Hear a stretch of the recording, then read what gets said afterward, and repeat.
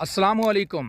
Blood pressure, sugar और obesity वाले लोग मुतवज्जो हूँ और मेरी ये 2 मिनट की गुफ्तगू को इंतहाई फ़ोकस से सुने, समझें और ज़िंदगी में अमल करें।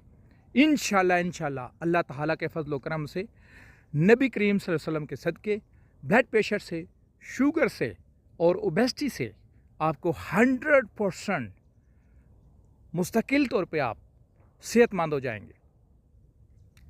ज़िंदगी में जिस आदमी को ये 3 मसाइल हैं वो 6 बातों पे अमल करे। 6 जो चीज़ें हैं उनको अपनी ज़िंदगी के अंदर, जिनसे मैं कहूँ कि आपने बचना है तो उनको अवॉइड करें।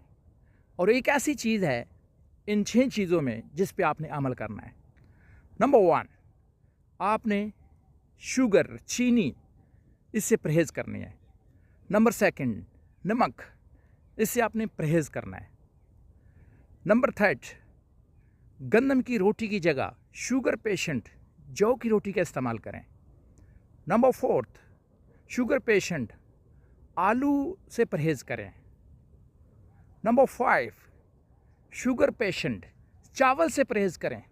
और number 6, blood pressure patient, sugar patient, obesity patient daily basis के ऊपर 4 से 5 किलोमीटर वॉक को अपना मामूल बनाएं।